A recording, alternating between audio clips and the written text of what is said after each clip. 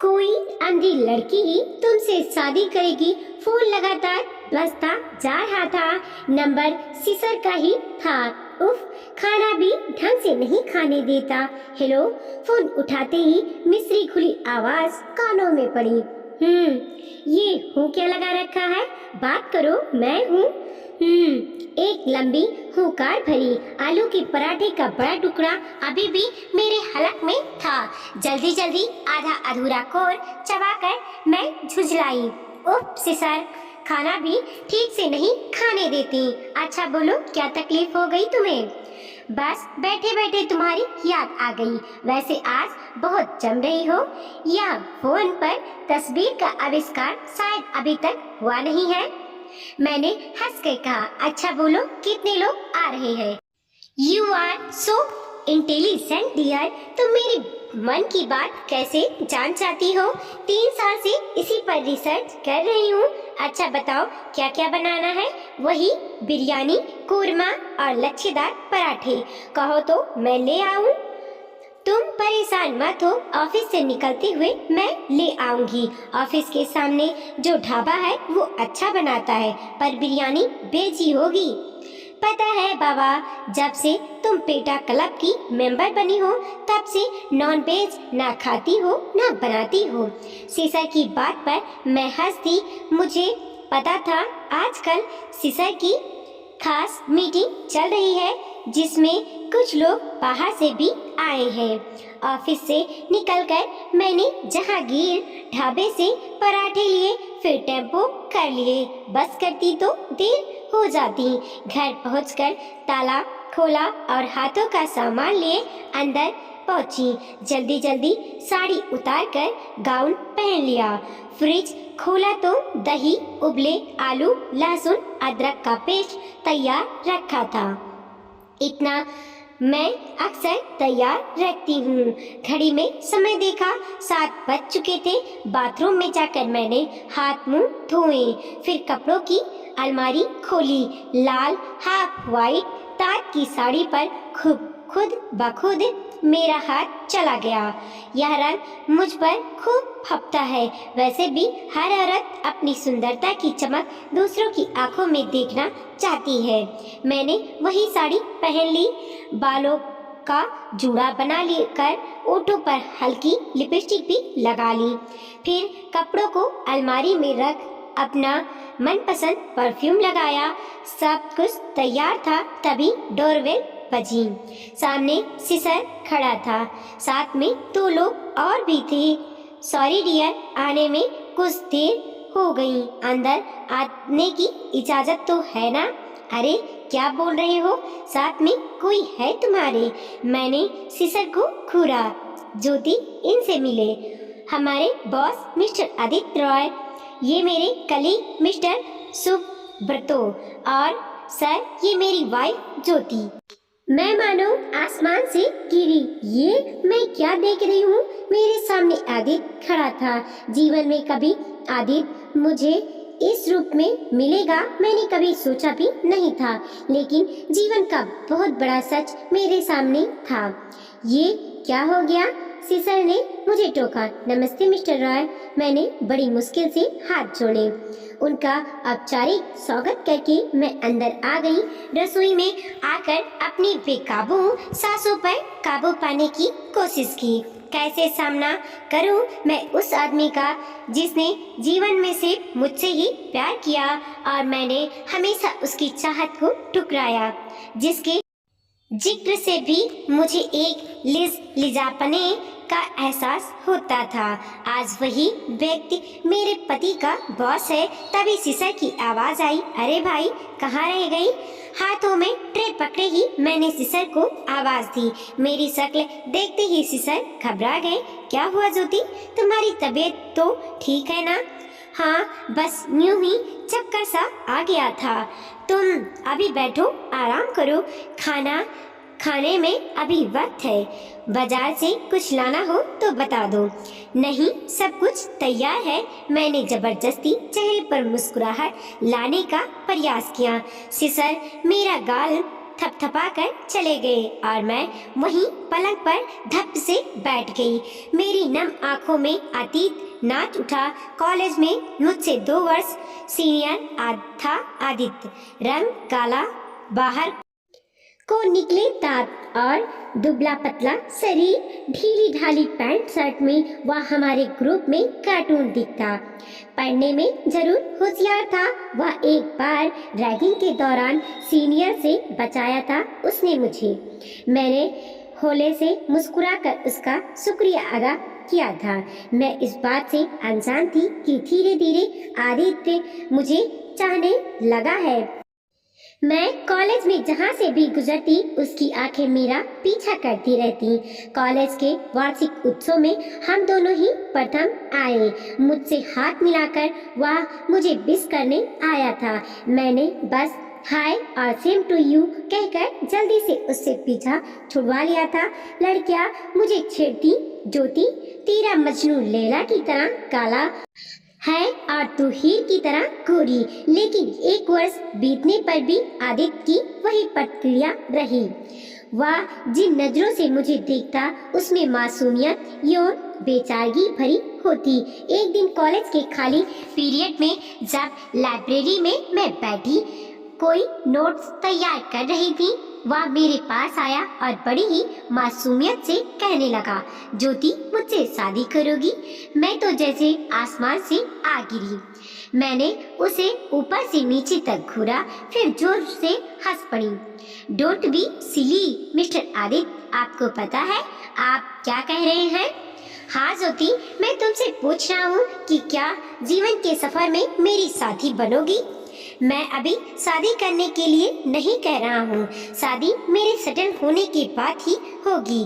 बस अब मुझे क्रोध आ गया। सुनो मिस्टर आदित्य, यह मेरा बीएससी है का 3रा वर्ष है। मुझे अपना करियर बनाना है तो शादी का तो प्रश्न ही नहीं उठता। रही आपसे शादी करने की बात तो शायद कोई अंधी ही होगी जो आपसे शादी करेगी। क्रोध से भरी मैं वहाँ से उठकर चली गई। आदित्य के चेहरे की बेचारगी देखने के लिए मैं वहाँ रुकी नहीं। आदित्य का वह आखिरी साल था। पेपर देकर वो चला गया, फिर मुझसे कभी नहीं टकराया। ना मैंने ही जानने की कोशिश की कि वो कहाँ है। बीएससी के बाद ही मैंने नौकरी कर ली और 2 वर्ष बाद ही मेरी शादी सिसर से हो गई। ज्योति क्या हुआ? सिसर मुझे पुकार रहा था। मैं घबरा कर उठ बैठी। कुछ नहीं, यूं ही जरा आग लग गई थी। खाना लगाऊं क्या? हाँ, पराठे तुम लाई थी ना? हाँ, बस अभी गरम करती हूँ। मैं चुपचाप खाना मेज पर लगाने लगी। खाना स्वादिष्ट था या सुब्रतो ने कहा था। आदित्य चुपचाप खाना खाता रहा। मैं धीरे धीरे सर्व करती रही। वो लोग राजनीति पर बातें कर रहे थे। नई और पुरानी साझा सरकारों पर चर्चा होती रही। खाने के बाद सुब्रतो ने बाथरूम पूछा तो सिसर उसे बाथरूम दिखाने चला गया। आदित्य हाथ धोकर चुका था और जेब में हाथ डाले खड़ा था। अभी तक नाराज है मुझसे? नहीं ज्योति, गलती तुम्हारी नहीं थी। हर कोई सुंदरता ही चाहता है, लेकिन तुम कुरूप होती तब भी मैं तुम्हें इतनी शिद्दत से चाहता। आदित्य, तुम्हारा परिवार, मेरा मतलब तुम्हारे बीवी बच्चे कहाँ हैं? आदित्य हंसा। तुमने तो कहा था ज्योति कि मुझसे कोई अंधी लड़की ही शादी करेगी। अब अगर मैं अंधी लड़की लाऊं तो उसकी देखभाल कौन करेगा? इससे अच्छा कुंवारा ही मर जाऊं। तभी वहाँ सिसर आ गए। अरे ज्योति, तुम्हें नहीं पता हमारे आदित्य जी अभी तक कुंवारे हैं। कोई लड़की बताओ ना इनके लिए। मैं जबरदस्ती ऑटो पर मुस्कुराहट ले आई। रात में मैंने सिसर को कुरे दे, यह तुम्हारा बॉस अभी तक कुंवारा क्यों है? क्यों भाई, तुम्हारा इरादा तो नेक है ना? सिसर ने मुझे छेड़ा। सिसर की बात पर मैं हंस दी। फिर ना कभी आदित्य आया, ना उसका घर में कभी जिक्र ही हुआ। समय इसी तरह बीतता रहा। साल के अंदर ही सिसर का तबादला मुंबई हो गया और हम दिल्ली से मुंबई आ गए। वहाँ व्यवस्थित होने में कुछ समय लग गया। 4 साल के अंदर ही निकिता और तरु पैदा हो गए। मैं भी वहीं एक कंपनी में लग गई, क्योंकि बच्चों के जन्म के समय मैंने नौकरी छोड़ दी थी। अम्मा पापा पटना में थे, इतनी दूर से यहाँ आने में उन्हें दिक्कत हो रही थी। घर भी ज्यादा दिनों तक नहीं छोड़ सकते थे। मेरी माँ भाई भाभी के साथ बेंगलोर में थी। एक लंबे समय तक कैसे कोई आकर मेरे परिवार संभालता, ऐसा संभव भी नहीं था। 8 वर्ष बीत गए। उस साल बेस्ट सेलिंग के लिए सिसर को कंपनी की तरफ से अवार्ड दिया जाना था या अवार्ड मलेशिया में मिलना था। टिकट हम दोनों का ही था। मैं बेहद खुश थी। पूरे 10 दिन का ट्रिप था। हमारी फ्लाइट मुंबई से थी। कंपनी की गाड़ी हमें लेने आई। बच्चों को हमने बेंगलोर माँ के पास भेज दिया था। फ्लाइट थोड़ी लेट थी। समय बिताने के लिए हम यूं ही टहलने लगे। हमारे कुछ शुभचिंतक जो हमें छोड़ने आए थे, उन्हें हमने वापस भेज दिया। तभी एक स्वर पर चौंक कर हमने मुड़कर देखा। आदित्य खड़ा था। सिसर जी, आप यहाँ? सिसर ने भी चौंक कर देखा। आदित्य बहुत पहले कंपनी छोड़कर जा चुका था, ऐसा सिसर ने ही मुझे बताया था। सिसर ने भी गरम जोशी के साथ आदित्य का स्वागत किया। हाँ, हमारी अभी यहीं से फ्लाइट है। कंपनी ने मुझे अवार्ड के लिए चुना है। बधाई हो, सुना था मैंने। सॉरी, तुरंत आपको विश नहीं कर सका। पैसा और रुतबा हर इंसान को नई चमक दे देता है। आदित्य का आजकल व्यक्तित्व सालों पीछे छोड़े आदित्य से कहीं मेल नहीं खा रहा था। कहाँ वो आंखों पर मोटा चश्मा लगाए ढीली ढाली पैंट पहने वाला लड़का, और आज कहाँ ग्रे कलर के सूट में उसका निखरा व्यक्तित्व। उसकी आंखों से एक आत्मविश्वास झलक रही थी। इसी बीच मेरी नजर आदित्य के बगल में खड़ी एक अंग्रेजन महिला पर पड़ी। तीखे नैन, नक्शे और सलीके से पहने वस्त्र। वह मुस्कुराते हुए हमारी बातें सुन रही थी। कौन हो सकती है यह लड़की? उसने देखा तो लगा रहा था कि वह आदित्य के साथ है। Meet my wife Helena. मैं चौंक पड़ी। तो क्या आदित्य की शादी हो गई, वो भी इतनी खूबसूरत लड़की के साथ? 8 वर्षों में अपने फैले शरीर से हेलेना की तुलना की। वह आत्मविश्वास से भरी हुई नजर आई। सिसर ने उससे हाथ मिलाया, पर जाने क्या मैं ऐसा ना कर सकी।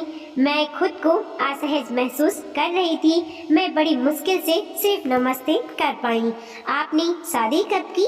सिसर ने पूछा। 4 वर्ष पूर्व। मैंने तो सोच लिया था कि शायद मुझसे कोई भी लड़की शादी नहीं करेगी। ऐसा किसी ने मुझसे कहा भी था कि कोई अंधी ही मुझसे शादी करेगी। मैं सांस रोके शांत खड़ी थी, लेकिन हेलेना के प्यार ने मुझे परास्त कर दिया। जाने इसे मुझ में क्या दिखा जो इसने मुझे अपनाया, इतना सारा प्यार दिया। हेलेना मुस्कुराकर आदित्य के सीने से लग गई। अचानक मुझे एक झटका सा लगा। सालों पहले अपनी कही बात मुझे याद हो आई। क्या आदित्य आज तक इस बात को दिल से लगाए बैठा है? मेरी आंखें शर्मिंदगी से झुक गईं। ठीक है, मैं उसे प्यार ना करती, पर उस पे कटाक्ष तो ना करती। आदित्य बता रहा था कि आजकल वह जनेवा में है। हेलेना जनेवा विश्वविद्यालय की प्रवक्ता है। सुंदरता यूं कुरूपता का यह सुंदर मिलन ना मैंने कभी देखा था ना सुना था। आदित्य आंखों में ढेर सारा प्यार लिए हेलेना को निहार रहा था। जाने क्यों आज अपनी नजरों में ही मैं खुद को बहुत छोटा महसूस कर रही थी, बहुत ही कुरूप। वीडियो को लाइक कीजिए, कमेंट कीजिए और अपने दोस्तों के साथ जरूर शेयर कीजिए। चैनल पे नए हैं प्लीज सब्सक्राइब कीजिए और देखते रहिए मोटिवेशनल स्टोरी। मिलते हैं और एक नई कहानी के साथ।